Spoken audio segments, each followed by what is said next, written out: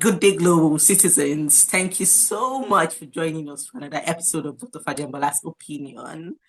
On this episode, I brought someone I've known for at least 10 years.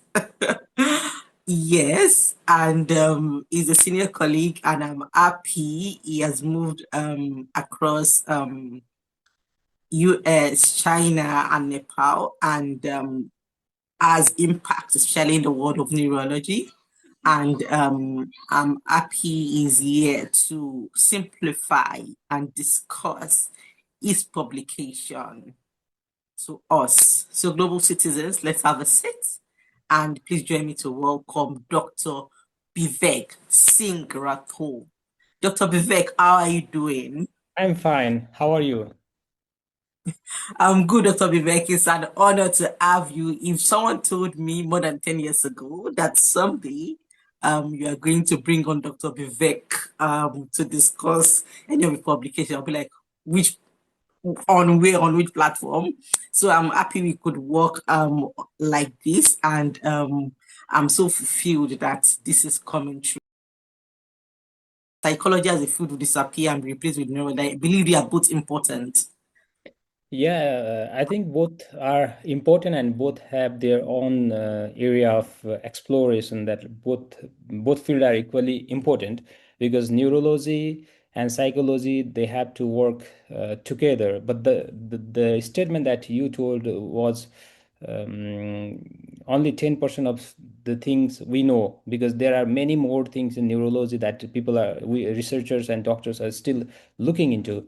And there are, if we could keep on doing the research, we get to know much more uh, deeper analysis of these neurological conditions and the link with the human body. In my view, I feel one gets more intelligent. But I don't know. I feel as you grow, you get more intelligent. Is it possible for an intelligent person to become stupid? Yeah. Yeah, that I think that depends upon the environment. Discussion today is on a part of neurology, which is Alzheimer's disease and circadian rhythm. And it's interesting. When I read the publication as a clinician, it's interesting for me to see the correlation between the circadian rhythm and Alzheimer's disease. And there's a lot of thought about Alzheimer's disease. I've seen people with Alzheimer's disease, Alzheimer's disease. Some people say Alzheimer's disease, how it's pronounced. Um, Dr. Bivek, what are three myths about Alzheimer's disease?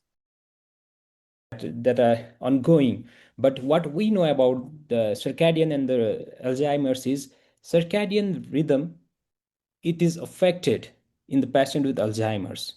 And on the other hand, the disruption of the circadian rhythm in day-to-day life can be linked to Alzheimer's. So it's just a cycle where disruption of the circadian rhythm linked to the Alzheimer's, and at the same time, the patient with Alzheimer's, they have some issues with the circadian rhythm because people who are suffering from Alzheimer's, they usually has agitation more in the evening. So it's the agitation, Okay.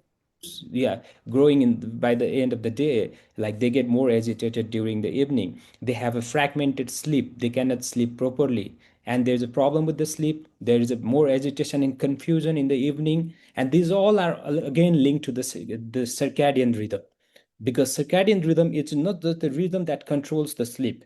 The circadian rhythm is linked to regulation of temperature. It is also linked to regulation of uh, as I told before, that our body has two types of clock: the central clock that is present inside the brain, and the peripheral clock that is present all over the body. Whenever we are working, like every day we are working, and we are exposed to light during the evening because our lifestyle is changing, and we are working at the night shift, or we are more exposed to light during the evening hours or maybe before sleep. And this light is one of the factor that's disrupting the circadian rhythm, because the nature, according to the nature, the sun, the sun shines in the morning and it sets in the evening. But we are creating a natural light, and this natural light is disrupting the circadian rhythm. So the first thing that we should know is that we should align with the rule of the nature. The rule of the nature is to not to increase the light during the night hours. But when we work every day in the evening, we may go for the hospital hours, or someone may be driving during the night every day. So these people are more prone to have affect their circadian health, circadian rhythm. So there's a more impact on the circadian rhythm for these people who usually do night duty every day or every 2 or 3 days, like nurses, doctors. At the same time, there is also the people who are driving every night, mostly at night. These people are more prone and the night guards.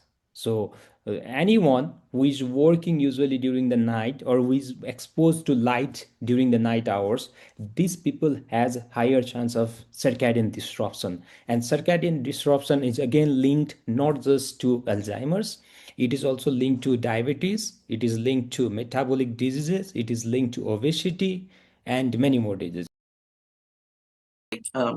I, for a generation that has gotten used to sleeping late at night, working more at night. Some people work remotely, some people work for different time zones. So, and they have more exposure to light at night. I believe this is a good avenue for them to know the long and the short term effect of what they are doing on their health, especially doctors and nurses who are also the first and professionals in treating Alzheimer's patients.